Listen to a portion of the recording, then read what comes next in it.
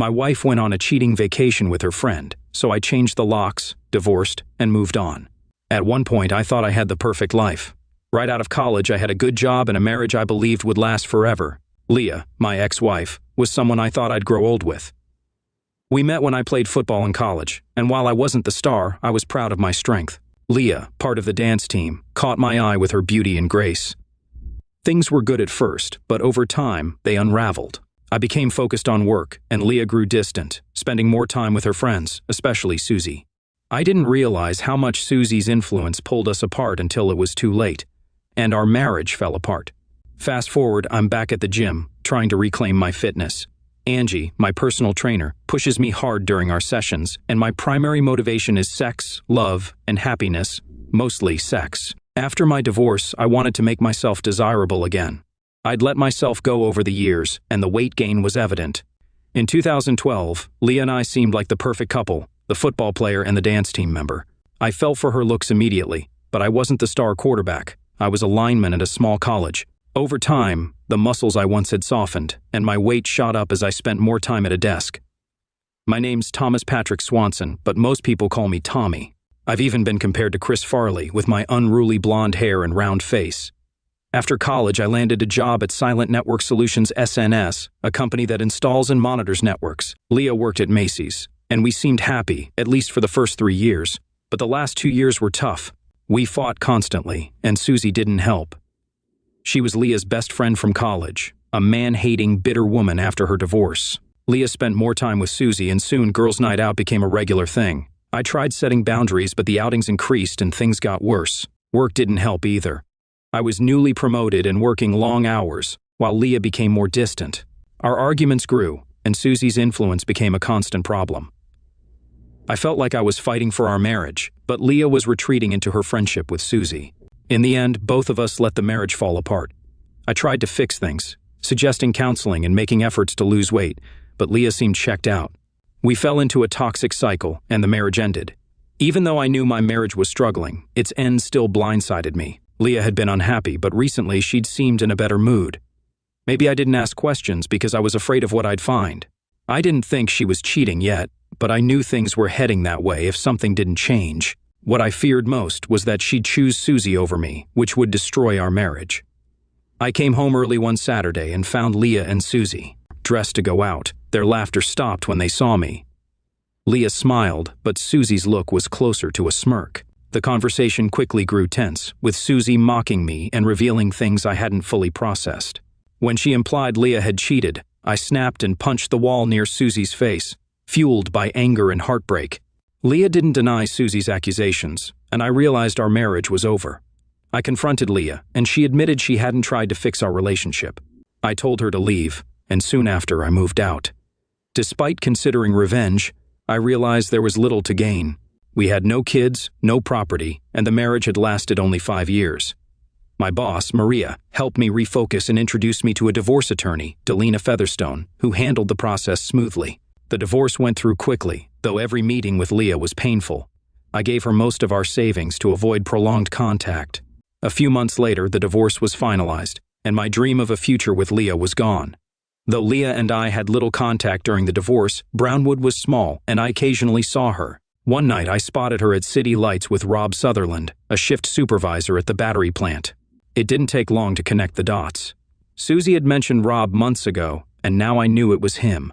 Marcus was probably Marcus Dixon, another guy Leah was involved with. Both were arrogant and thought they were irresistible, but I decided it wasn't worth confronting them. Besides, without proof, it would have been pointless, and Leah wasn't worth the trouble. After seeing them together, I withdrew from socializing, focusing instead on work and overeating. My weight ballooned to 345 pounds. In spring 2014, after a year of wallowing in self-pity, I decided to change. I cleaned up my appearance, started eating better, and joined a gym. Although my progress was slow and inconsistent, that's when I realized I needed help and met Angie Miles, the owner of Main Street Fitness. Angie, a former dancer turned fitness trainer, had a reputation at the gym. Despite her tough exterior, she was supportive but firm, especially with the men. After weeks of little progress, she called me out for sneaking McDonald's. Embarrassed but determined, I joked with her, and she challenged me to find real motivation to lose the weight. A few days later, I admitted that my biggest motivation would be her. I told her I'd be motivated by the idea of spending time with someone like her, even though I knew it was a fantasy. Surprisingly, she didn't laugh it off. Instead, she came up with a plan. If I lost 80 pounds in 8 months, I could take her to the Christmas ball at the Hawthorne Hotel, one of the fanciest events in town. Angie also set smaller goals. At 30 pounds lost, I'd start ballroom dance lessons to prepare for the ball. At 60 pounds, we'd go on a dinner date, just to get comfortable with each other before the big event. It wasn't the motivation I'd expected, but it was enough to get me off my bum and start working hard. I couldn't stop smiling at the thought of taking Angie Miles on a date. She noticed and raised an eyebrow. "Tommy boy," she said sternly, "remember, no sex, and I reserve the right to change the agreement as we go along." My smile faded. "That's fine, Angie," I replied seriously, "but don't jerk me around. I won't tolerate that. My ex-wife did, and I'm not going through that again. Got it?" She studied me for a moment before nodding. "Okay, I understand." After that, I got more serious about losing weight. Angie's deal worked better than I expected. I started imagining us dancing, and it motivated me to watch what I ate. People at the gym noticed the change, and when they asked, I gave vague answers about wanting to date again, but my friend Brandon, a gym regular, wasn't fooled. "So who is she?" he asked while I struggled with a squat. "What?" I grunted. "Who's the girl you're working out for?" he repeated with a grin. I tried to deflect, but Brandon, a smart guy, quickly figured it out. "Holy crap, it's Miss Tits, isn't it?" I explained the arrangement. Angie agreed to go to the Christmas ball with me if I lost the weight, but made it clear there was nothing romantic or sexual involved. Unfortunately, Brandon didn't keep quiet, and soon rumors were flying around the gym. One afternoon, I heard Angie's furious voice behind me. She stormed over, eyes blazing. "What the hell have you been telling people?" she yelled. "I told you I'm not sleeping with you." I tried to explain, but she cut me off, accusing me of spreading lies. She told me to pack up and leave her gym. I was humiliated but managed to stay calm, insisting I never told anyone that. Eventually, I realized Brandon's gossip had caused the misunderstanding. Later, Brandon sheepishly admitted he'd exaggerated the story. I told him to fix it, or we'd have a serious problem.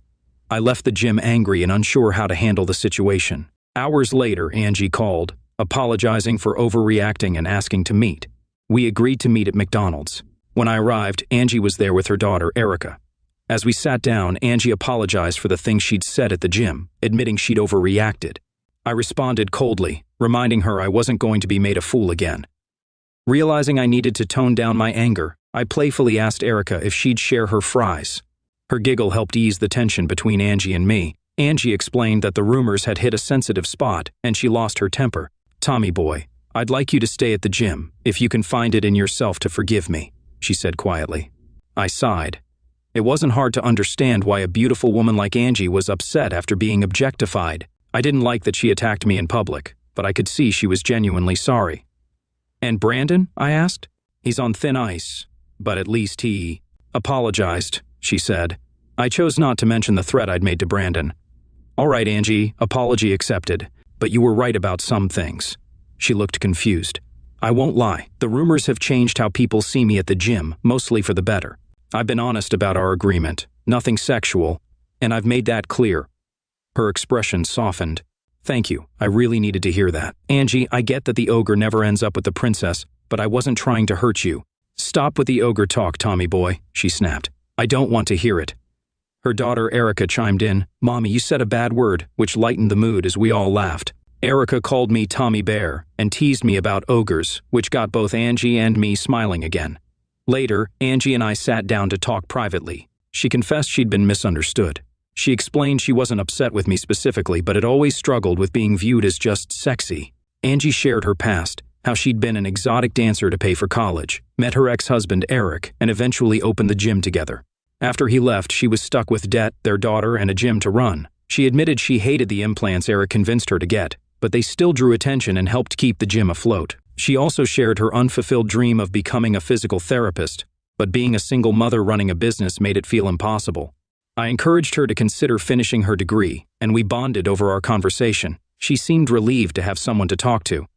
By the end of the night, we'd agreed to be friends, and I spent time entertaining Erica, realizing just how much both she and her mom needed a stable presence in their lives. In the weeks that followed, I lost my first 20 pounds, and Angie pushed me harder in the gym. Erica joined us sometimes, cheering me on. She even gave me a nickname, Tommy Buns, which got plenty of laughs at the gym, but I managed to negotiate with Angie to settle on Tommy Bear instead. In return, I promised to help get the guys at the gym to stop calling her Miss Tits. It was a fair deal. I quickly became Tommy Bear within a few days, and the teasing about Miss Tits also died down after some talks and subtle threats. With the distractions gone, I focused on my diet and reached my 30-pound goal, which meant it was time to start the dance lessons. The ballroom at the Hawthorne was elegant, smaller than modern hotels, but charming. When I first held Angie close during those lessons, it felt like a dream. I picked up the footwork quickly, and as I approached my 40-pound goal, we danced even closer. Angie was surprised at how smoothly I moved, and we rarely stepped on each other's toes. One day, Angie asked to meet with me in her office. "Tommy boy," she said, "I'd like to modify our agreement." Curious, I agreed. She explained that a young woman at the gym, Tara Reyes, had asked for a similar arrangement with me. Tara, who was heavier but very pretty, wanted to lose 40 pounds before her senior year at St. Catherine's. She'd heard about my past and believed I could understand her struggles. Though initially unsure, I agreed to help Tara, especially after hearing her story. Her ex-boyfriend had treated her poorly, and she felt I could empathize with her situation. Our workouts began right after my sessions with Angie, and Tara's dedication inspired me as well. Soon I hit my 50-pound goal ahead of schedule. Angie and Erica invited me to a July 4th picnic on the Brownwood Square. Erica, excited for the fireworks, ran up to me, and we spent the evening laughing and enjoying each other's company. Angie, wearing a large fake diamond ring, joked it was to ward off unwanted attention. She clarified that my role was as a friend, not a protector, but appreciated my support. As we chatted, Angie admitted she rarely dated seriously after her divorce, though she had a friends with benefits arrangement with someone.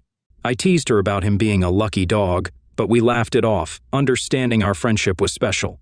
The rest of the evening went smoothly, except for a drunk guy who wouldn't take no for an answer from Angie. He eventually left after she got stern with him. Later, right before the fireworks started, Erica needed to use the bathroom, so I offered to take her. Since the line for the women's restroom was long, I took her into the men's room and guarded the stall. When she finished, I improvised by using a water bottle to help her wash her hands outside. As we returned, I saw the same drunk guy with two friends bothering Angie. Her tense body language told me she was upset. Erica ran up to her mom, and I leaned down to kiss Angie, playing the part of her boyfriend to deter the men. The fireworks started, distracting everyone, and the drunk guy muttered something inappropriate. I took advantage of the noise and sucker punched him, knocking him out cold. His friends quickly gathered him and left. A few onlookers clapped as I sat down beside Angie. She softly asked, "Feel better?" I chuckled and said, "Much." Erica eventually crawled into my lap, and we enjoyed the rest of the fireworks. I carried her on my shoulders as we walked Angie and Erica to their car. On the way, I caught a glimpse of us in a store window, a man with a little girl on his shoulders, walking beside a beautiful woman. The image stuck with me. At the car, Angie thanked me and gave me a kiss on the cheek, saying it was a night Erica would remember. As they left, I headed to my own car, but Bill, the drunk guy, and his friends showed up, looking for a fight. Though I managed to take them on at first, they eventually overpowered me. The police arrived and broke up the fight before it got too serious. I drove myself to the ER to get checked out, feeling bruised but mostly okay. The nurse who helped me, Bree, was someone I vaguely knew, and she took care of me.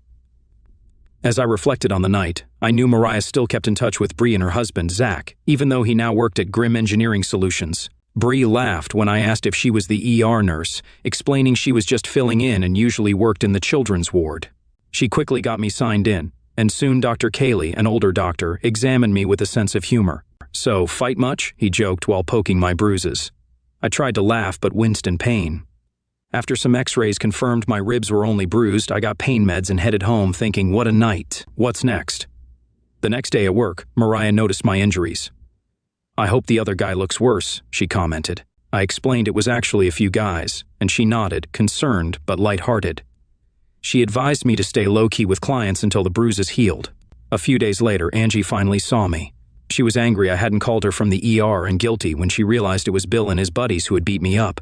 I reassured her it was my fault for starting the fight, but her repeated emphasis on us being just friends made it clear that's all we'd ever be. Accepting this reality, I shifted my focus to dating again.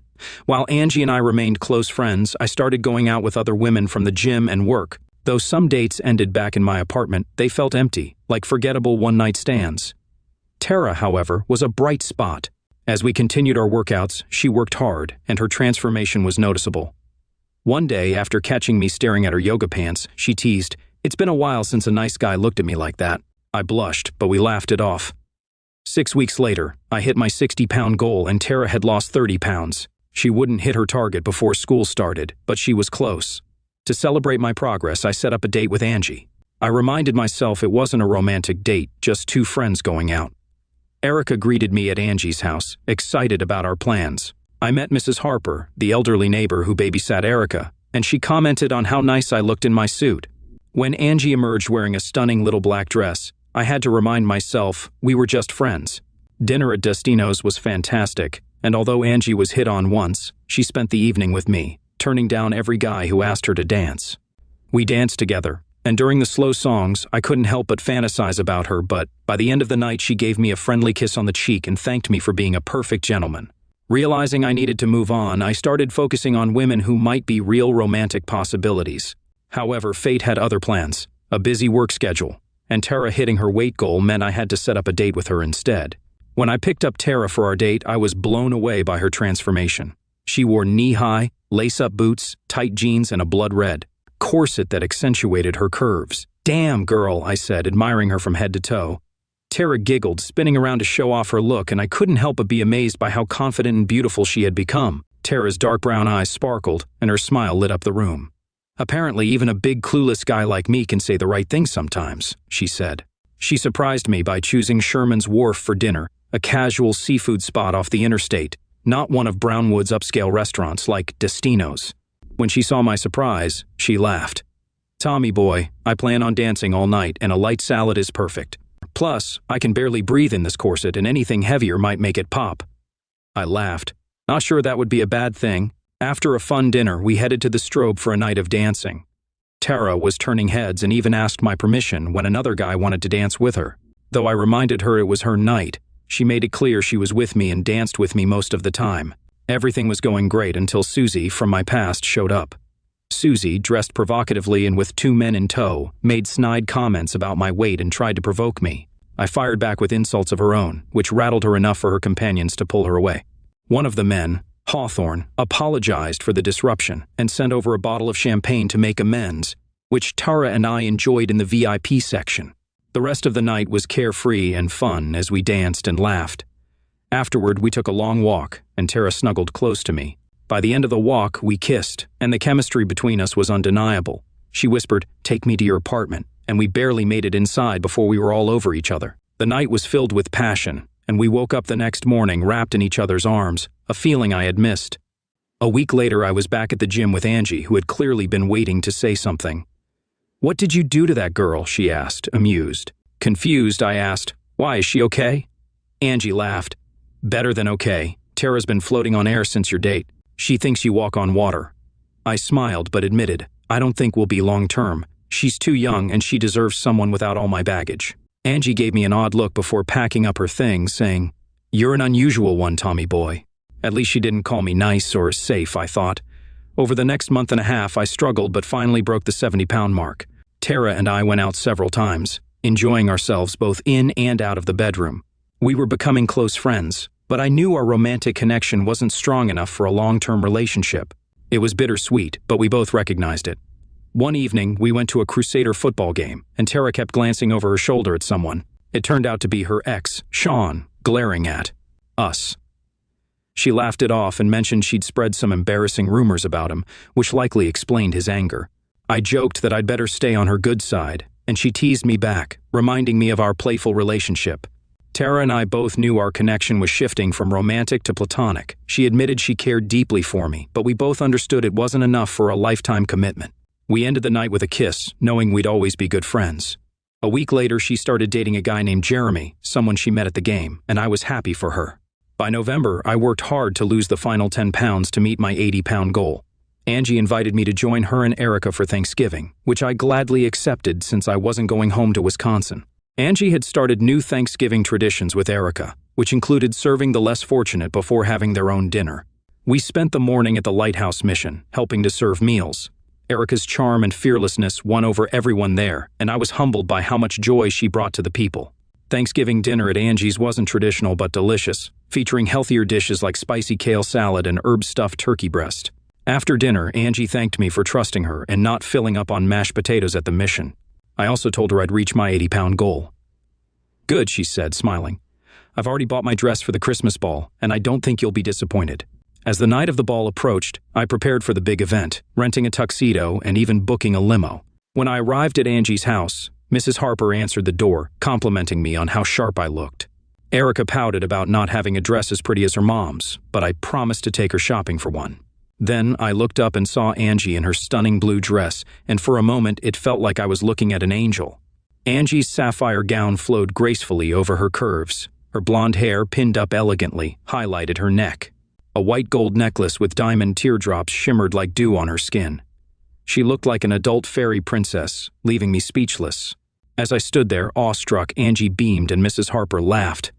"Angie, you look incredible," I finally managed. "Thank you," she replied, smiling. "I hope you're not disappointed."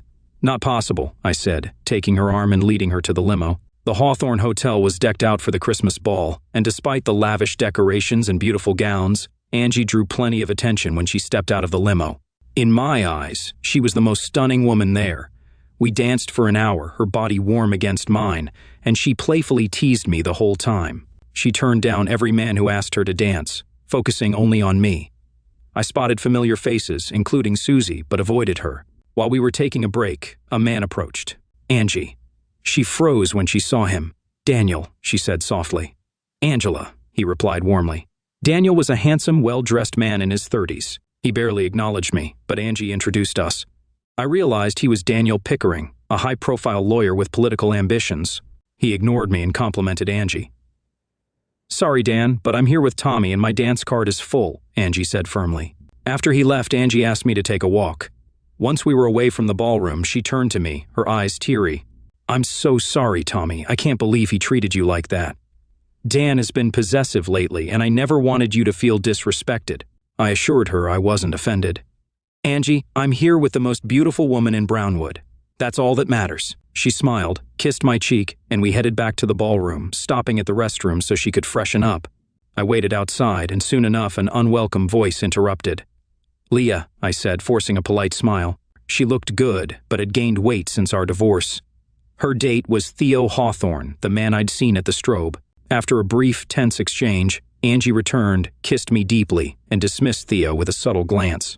Angie greeted Theo politely, and I felt grateful to have her by my side as we rejoined the evening, leaving Leah behind. Leah was visibly surprised, but Angie quickly shifted her attention back to me with a mischievous smile. Pressing herself against me, she reached into her purse and pulled out a small, dark blue undergarment, matching her dress, and swapped it for my tuxedo pocket square. "Shall we dance some more before our real workout begins?" she teased, leaving me speechless. I nodded as she led me back into the ballroom. Before leaving, I turned to Leah. "By the way, I saw your friend Susie earlier. I thought she'd be working the parking lot with all the luxury cars outside," I said calmly. Theo snickered, trying to hide his amusement as Leah glared at him. As Angie and I danced, she muttered, "I can't believe that witch." I laughed. "Witches and drama, oh my." Angie chuckled, pressing herself closer to me as we danced, teasing me until the song ended. By then, she had me completely flustered. "What were you saying?" She grinned, changing the subject. I asked if she knew Theo Hawthorne.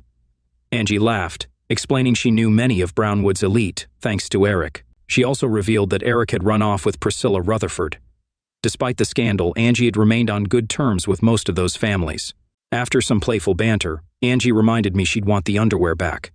When I asked when she'd removed it, she revealed she'd done so earlier, anticipating a run-in with Leah. Her plan had clearly worked. As we danced again, I couldn't help but feel like I was living a fairy tale. However, as the evening wound down, Angie asked a more serious question in the limo. "Where do we go from here?" Jokingly, I replied about how the night would end, with a cheeky kiss. She laughed but clarified she wanted to know about my weight loss journey. She encouraged me to push for another 20 pounds, saying it would be life-changing for me. I chuckled, calling her a cheerleader, and she joked about having a Santa's helper outfit ready for the children's ward Christmas party at the hospital. She convinced me to join, and we both laughed at the idea of me as Rudolph. On Saturday, I escorted Angie and Erica, both dressed as elves, to the party. Angie looked adorable in her festive outfit, but even when trying to be cute, she still managed to stir feelings in me. When we arrived, we learned the scheduled Santa had fallen ill, and both Angie and the orange-haired nurse, Bree, turned their attention to me. Moments later, I found myself dressed as Santa. Playing Santa for the kids was heartwarming but also heartbreaking. Some of their Christmas wishes were so touching that I had to hold back tears. Even Angie had tears in her eyes. I did my best to stay jolly for the kids and handed out presents before making my exit, deeply moved by the experience. After playing Santa for the kids, I collapsed in a back room, completely drained. Angie and Bree followed me, thanking me repeatedly. Angie mentioned one last little girl wanted to sit on Santa's lap. "Ho ho ho, little girl," I joked. "Want to sit on Santa's lap? You've got to be very good or very bad for it to work." "In your dreams, Santa," Angie laughed. "Ouch," I replied, making them both laugh harder. "I'll go get her," Angie said, leaving the room. "She knows it's me, right?" I asked. "Nope," Angie smiled. "I told her you were taking care of Santa's sleigh." She shot me a seductive look as she added, "By the way, Santa, I've been a very good girl this year." I groaned as Bree chuckled. Moments later, Angie returned with Erica and some staff. Erica jumped onto my lap, all smiles. "Hi, Santa. Remember me?" she asked. "Of course," I said in my Santa voice. "I've been watching you." Her eyes went wide before she whispered her Christmas wish in my ear. "Santa, I want a real daddy." That hit me hard. How could her father abandon such a sweet little girl and her amazing mom?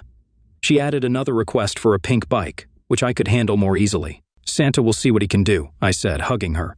She giggled and called me Santa Bear before running off. Then Angie sat on my lap, grinning. There were a few catcalls from the staff. "So, little girl, what do you want for Christmas?" I asked, staying in character. She leaned in and whispered, "If you lose 100 pounds, I'll give you a lap dance you won't forget."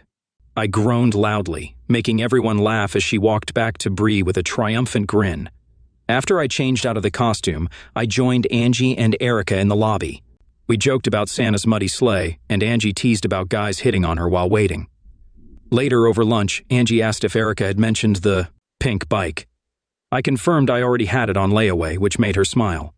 Then she asked about Erica's other wish, but I kept that one to myself. Angie grew serious and reminded me she was serious about the lap dance promise. I hesitated, telling her it wasn't her, but that crossing those lines between us would be hard. I explained how her keeping things friendly made it easier for me to joke around, but if she ever truly turned her charm on, I'd be lost. Angie understood but shared why she offered something so personal, because she trusted me. She wanted to give me something special without going too far. She explained how her relationship with Daniel was different because it lacked emotional depth, unlike what she had with me. She suggested a striptease instead of a lap dance, offering to make it a memorable but safe experience. I sat quietly, processing everything, and finally agreed. Angie lit up with excitement, and we both laughed at how this might be a bad idea, but neither of us seemed to care. The holidays stirred up mixed emotions for me. Last year's divorce left me feeling the loneliness of being single, and while I had worked to keep busy this year, I couldn't stop thinking about Angie and Erica, who had gone to Dallas for Christmas. I wished Angie had opened up more about whatever was holding her back from going home, but she hadn't yet. I missed them, and they were on my mind constantly. I wasn't blind, I knew I was falling in love. I already adored Erica, but I was sliding into a fantasy with Angie, even though I knew it would likely end in heartbreak for me. I accepted that being her friend was probably all I could hope for, but maybe friends with benefits wasn't entirely out of reach. After all, she'd offered a lap dance as motivation, so she couldn't find me too repulsive. That offer fueled my workouts. I was hitting the gym 5 times a week to keep holiday weight gain at bay. It helped pass the time until I could see them on New Year's Eve. One unexpected thing happened a few days before Christmas. Leah called. She wanted to apologize for the Christmas ball and promised she wouldn't stay long. Feeling generous, or maybe it was holiday cheer, I agreed. When I opened the door, she'd clearly dressed to impress. Despite the weight she'd gained, she still looked good, and I felt an old spark of attraction, which unsettled me. "Thanks for meeting with me, Tommy," she began softly. "Our last meeting didn't go well." "You surprised me," I replied, unsure. "I know, I'm sorry. I wanted to say a few things, but it didn't go as planned." "Leah," I said calmly, "we didn't end things on good terms, so why expect a fresh start?" She stayed silent and I let her in. As she looked around, her eyes lingered on the familiar pieces from our old apartment. "Some of this looks familiar," she said quietly. I couldn't afford to replace it all right away. By the time I could, I thought it better to save for a house. "Still dreaming of owning a house?" she asked with a hint of sadness. "Of course," I said coldly. "You didn't take all my dreams." Her face tightened as she regained her composure. "I'm so sorry for everything, Tommy. More than you'll ever know." I sighed. "What do you want, Leah? It's been 2 years. Clearing the air feels pointless." I know I acted like a witch back then. I wish I could undo it, but I can't. I've heard you've moved on, especially seeing you with that beautiful blonde at the ball, Leah sighed. I meant that as a compliment. You looked handsome and I was jealous. I kept quiet, resisting the urge to make any snide remarks. I know my comments were cold, but I haven't been out with Susie in over a year. Trouble in paradise? I asked sarcastically. Yes, she admitted softly. I finally pulled my head out of my ass. Surprisingly, I didn't reply, and I thought Angie would have been proud of my restraint. Tommy, I'm sorry. I regret letting Susie lead me away from you and ruining our marriage. You were trying, and I just gave up. I got caught up in her world. It took a lot to snap me out of it. I don't need to hear about your wild times, Leah. It's not that, she said, shaking her head. I mean how I woke up and realized what I'd become. Leah, we're divorced. You don't owe me this explanation.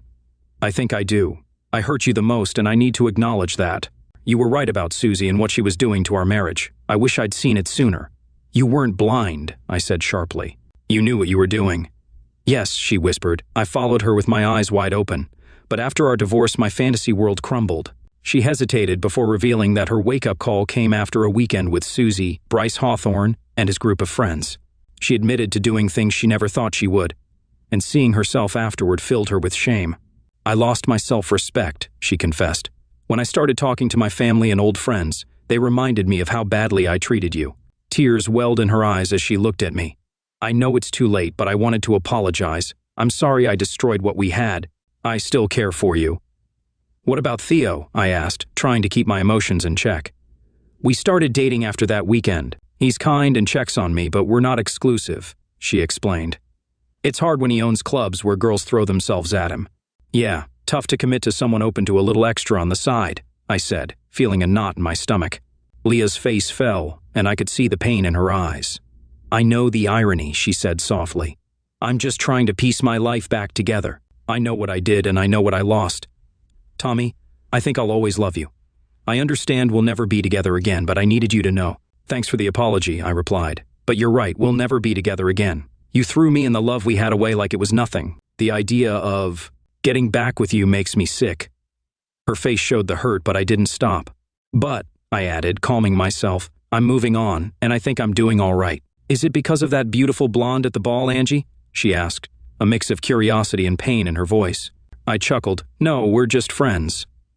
Friends with benefits, she shot back, narrowing her eyes. None of your damn business, I snapped. Sorry, it's just, after seeing that kiss she gave you and her little underwear, Leah's voice trailed off, softer now. I can't compete with someone like her. Even Susie couldn't. You're wrong, I interrupted. Neither of you could ever compare to Angie, not because of her looks. It's because she has something you don't. Leah looked confused. Character, I said. She'd never betray someone she claimed to love. She'd leave before she ever cheated. But back then, Leah, you could have. Easily. You were everything to me. I never looked at Susie after we became a couple. You were the sexiest woman I'd ever seen, at least in my eyes. But you, I growled. You cared more about what others thought than about the guy who loved and married you. You let someone convince you our love wasn't worth fighting for, that it was okay to cheat. In the end, you gave up on us. I shook my head, the buried anger rising. So you're saying you still love me? It means nothing. I don't need that kind of love. Tears rolled down her face. I'm sorry, she whispered. I know it doesn't change anything, but I truly am sorry. I hope you find someone who will love you like I should have. She walked to the door, shoulders shaking, and whispered, I'm sorry, Tommy, before leaving. Maybe it was guilt or missing Angie and Erica, but I ended up in a Santa suit at Sacred Heart Hospital on Christmas Day. It helped me put things into perspective. Seeing what those kids and families were going through made my problems feel small. The frustration and pain from my divorce didn't disappear, but it wasn't overwhelming anymore. I realized that even if I never got the relationship I wanted with Angie and Erica, I'd survive. When Angie and Erica returned to Brownwood on New Year's Eve, things felt calm again, until midnight. Angie had come back stressed from Dallas, but as the night wore on, she relaxed. We spent the evening at Mrs. Harper's house, surrounded by neighbors and friends, but no one from the gym. I noticed how Angie kept her personal life separate from work. As midnight neared, Erica was still awake, and Angie revealed her secret. Erica had taken a long nap so she could stay up and celebrate with me. When the clock struck 12, Erica kissed her mom and then me on the cheek. Now you got to kiss Mama, she giggled. I laughed. You never know what happens when a princess kisses an ogre. That only happens with frogs, she squealed. My friend's mom kissed lots of frogs and just got warts. Angie and I laughed, but Mama Bear quickly shut that down. Then, with a mischievous look, Angie kissed me. A real kiss this time. It wasn't just a peck. It was a moment where we both seemed to forget everyone around us. "Crap," she whispered afterward. "Tommy, you need to make weight soon." Like many, I dove into the gym after the holidays, but my reasons were less about guilt and more about dropping those final 12 pounds. After that New Year's kiss, my mind was consumed with the anticipation of what Angie had promised if I reached my goal. I had a false start in January, claiming I'd made weight, but Angie quickly reminded me that cutting water weight didn't count. Valentine's Day was just around the corner, and I asked Erica to be my Valentine. She giggled. "Tommy Bear, I'm already your Valentine." Later that night, I cornered Angie and grinned. "I hit my weight 2 days ago." "About time," she laughed. "I'll come by after Erica is asleep, and Mrs. Harper can babysit." I was floored when she said Mrs. Harper had been on standby for 2 weeks, waiting for me to make weight. That night, after what felt like hours of anticipation, Angie knocked on my door.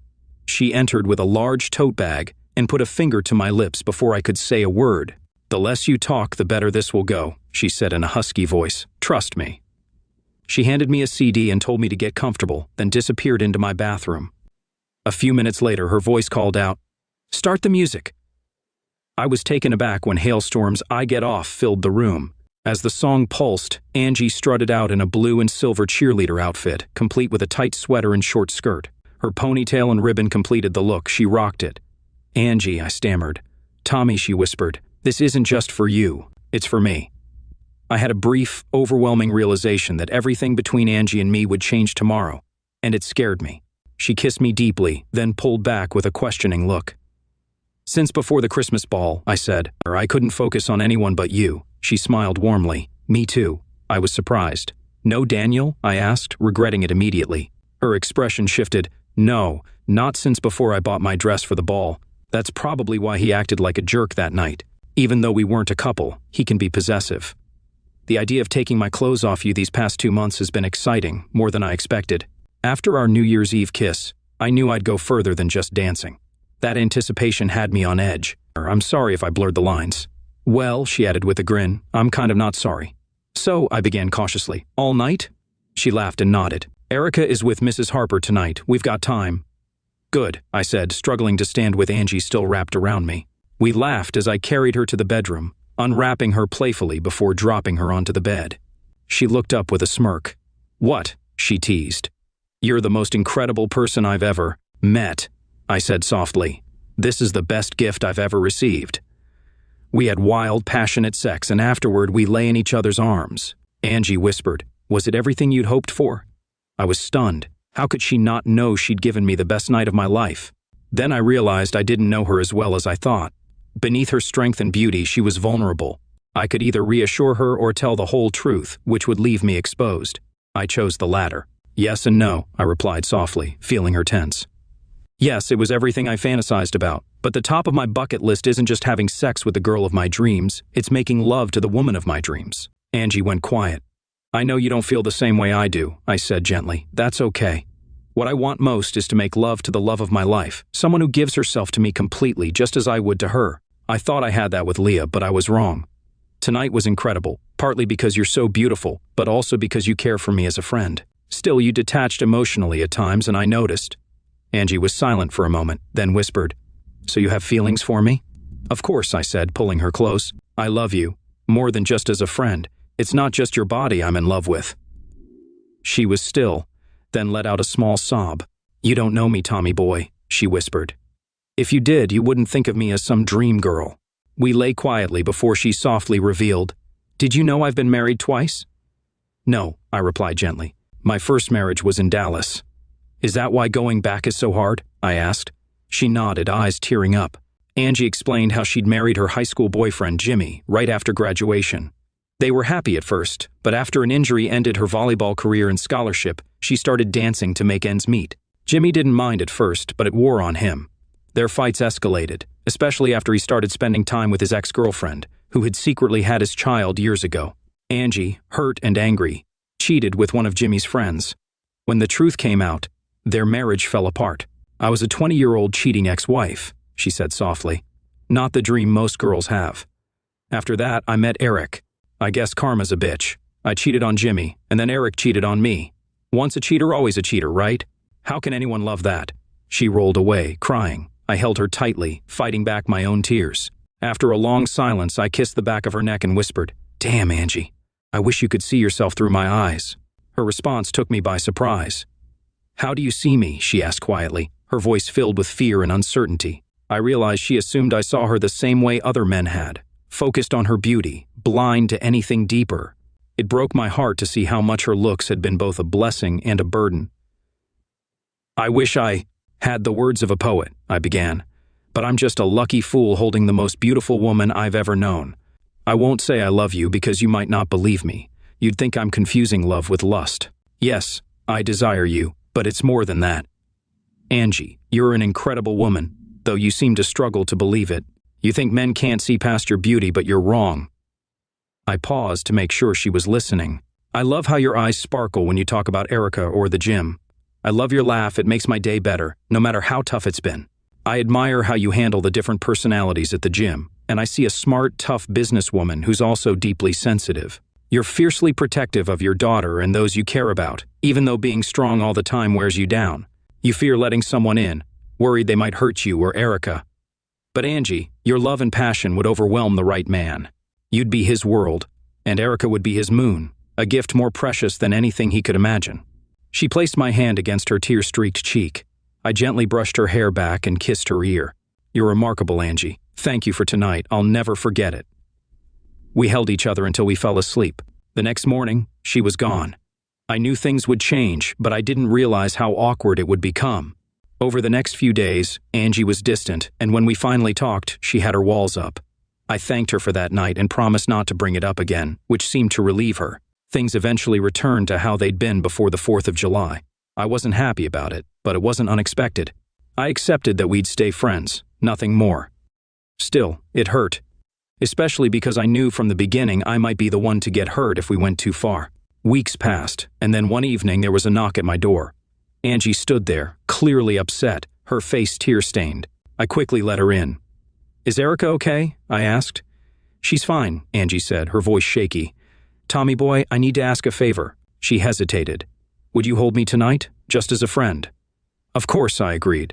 I held her on the couch as she cried into my chest. When she calmed down, I asked her what had happened. "Eric called," she whispered. "He's moving back to Brownwood and wants to be part of Erica's life again." I held her tightly as she wept, and when she quieted, I gently suggested a lawyer might help. "I can't do that," she said, shaking her head. "I won't keep him away unless he's dangerous. Eric knows that, and he's using it against me. I can't deny Erica the chance to know her father, even if he was selfish." She sighed, frustrated. "It's unfair just when things were changing." "How are things changing?" I asked softly, hoping I was part of that change. She looked up at me. "I'm sorry I've been so distant, that night. It was more than I expected, the closeness after. Sharing things with you I've never told anyone else. It scared me. It reminded me of how I felt when I was first married, and I wasn't ready for that." Angie explained she wasn't sure what our relationship was now, and she wasn't sure we could handle friends with benefits without wanting more. Then Eric's return stirred up all her old emotions, adding to the confusion. She was scared, unsure if she still had feelings for him. "I'm sorry, Tommy boy," she said. "I'm an emotional mess. I came here because I needed to feel safe, and I know that's unfair to you." I sighed, opened my arms, and she flew into them, crying again. I pushed down my own feelings, wanting nothing more than to love her fully, but I stayed strong for her. Soon after, I ran into Eric at the gym. He looked like a Greek god, and I couldn't help but feel insecure. How could I ever compete with guys like him or Daniel Pickering? I had been feeling good about myself, but seeing him brought out the worst in me. He was surrounded by guys like Rob Sutherland and Marcus Dixon, and a group of women was clearly checking him out. Angie had told me Eric had been spending time with Erica, apologizing and trying to make amends. But I knew he wanted more than just to reconnect with his daughter. He wanted Angie back. One evening, while holding Angie, I asked if she was considering getting back with Eric. After a pause, she said no, but admitted she was surprised by her lingering feelings for him. I understood, having dealt with similar emotions after my encounter with Leah the previous Christmas. I reassured Angie that everything would be fine, serving as her emotional refuge. Though I was honored to be that safe place for her, it was also incredibly difficult. Holding her close without being able to kiss or touch her the way I wanted felt like torture. As I wrestled with those thoughts, I heard a voice. "Tommy boy?" "Crap," I muttered. It was Brandon. I walked over to him and the group, including Rob Sutherland, Marcus Dixon, and Eric. Rob had a smug grin, and Eric wore a condescending smirk. Sensing a potential confrontation, I stayed calm. "So you're the famous Tommy Bear my daughter talks about," Eric said. "She's a special girl," I replied. "Yes, she is," he said. "Good stock, thanks to me."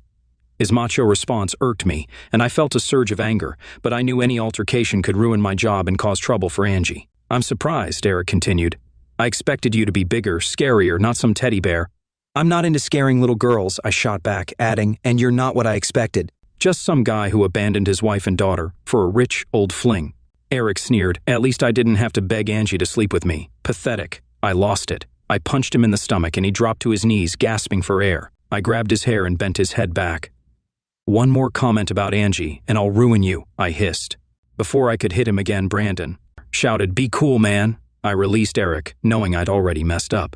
I walked away, heading to Angie's office, realizing I hadn't done it for her, I'd done it for myself to protect my pride. Angie returned inside. As she sat down, she said, "I missed all the excitement. People told me what happened." "I'm sorry," I said. "I'll leave so Eric can't cause trouble for you."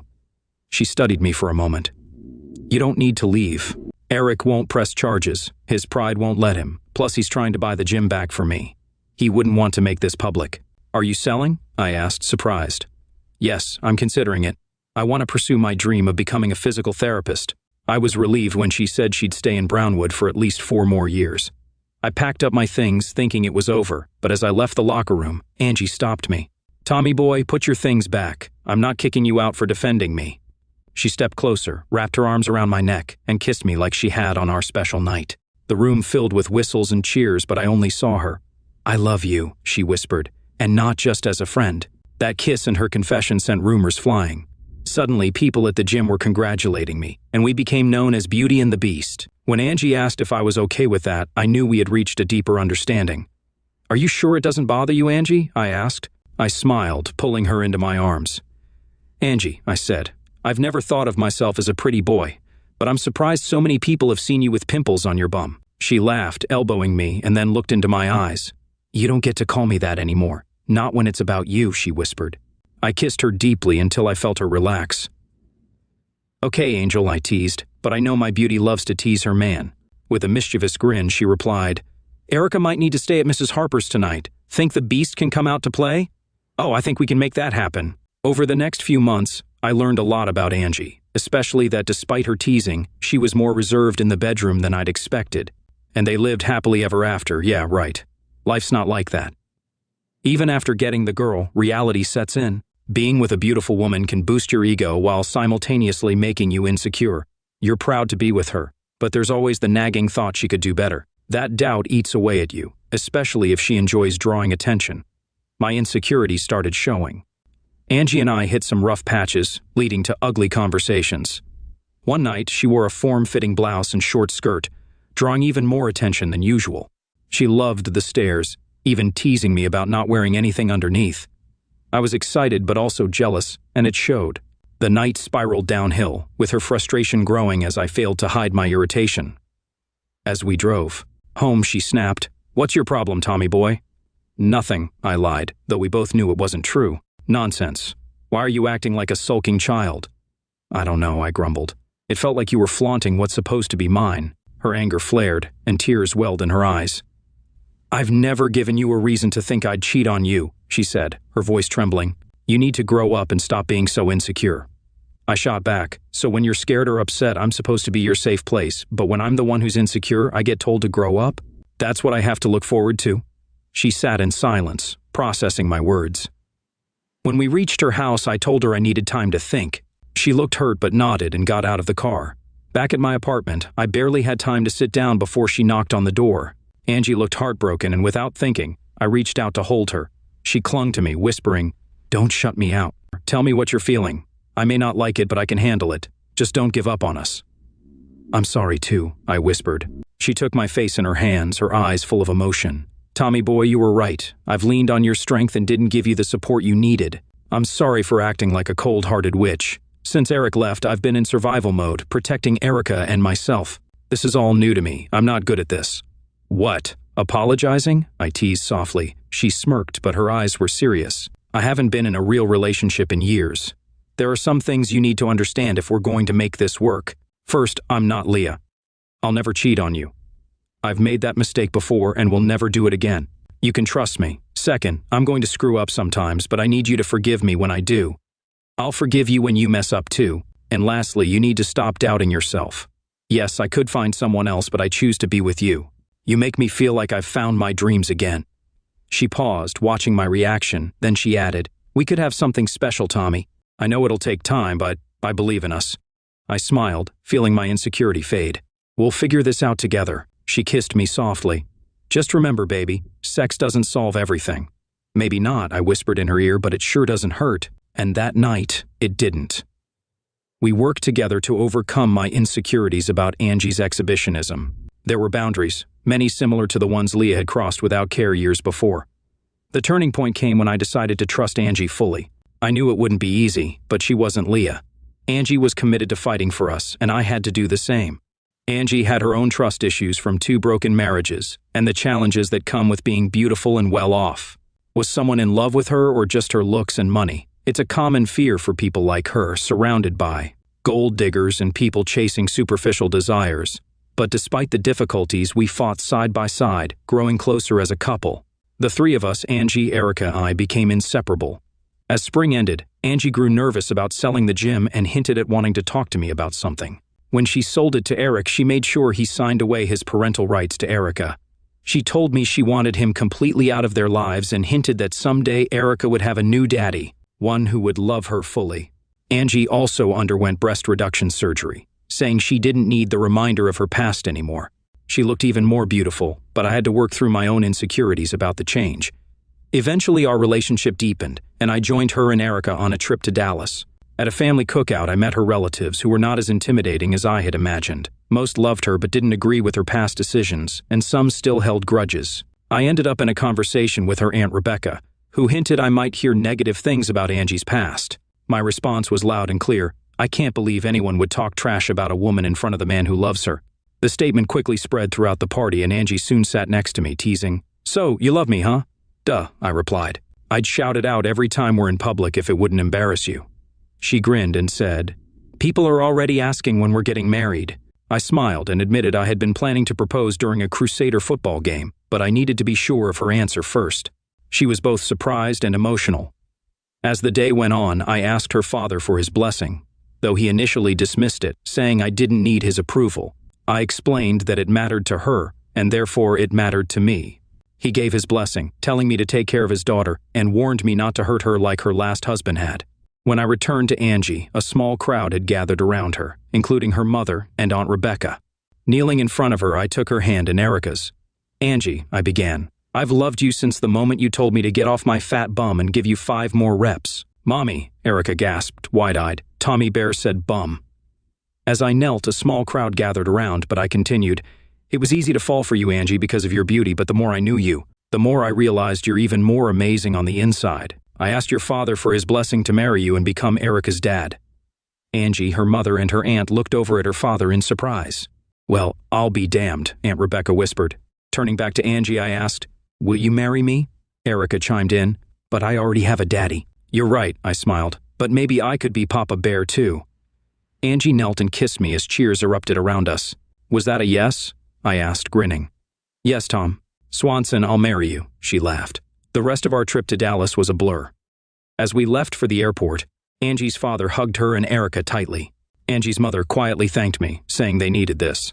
Back in Brownwood, I replaced Angie's fake ring with a real one, a carrot big enough to make her happy and keep the wolves away, as she joked. We got married in a small ceremony in December at St. Catherine's Chapel. What we saved on the wedding, we spent on a 2-week honeymoon in Hawaii. By the time we returned, we had settled into a suburban life in Brownwood. I was promoted to senior network administrator, and Angie became a physical therapist assistant at Sacred Heart. She also started St. Catherine's DPT program, right on track. We recently bought a 5-bedroom house in Twin Oaks, not far from Angie's first place, and even set up a home gym. Occasionally, I still see Leah and Susie around town. Leah's still with Theo, and Susie married Bryce Hawthorne, becoming the trophy wife she always wanted to be. I heard some rumors about their questionable lifestyle, but I don't dwell on it. I've moved on, and I have everything I need now. These days I've got my hands full with my two beautiful blondes. Angie and Erica are waiting for me to take them to the Christmas ball. Both look stunning in their sapphire dresses. Yes, Erica is officially my daughter now. Angie's also sporting a baby bump, and Erica has already named her future sibling Baby Bear to complete our fairy tale. Tonight's going to be special, and I can't stop thinking about how gorgeous Angie looks, even with her baby bump. I'm struggling to keep my hands off her as she finishes her makeup.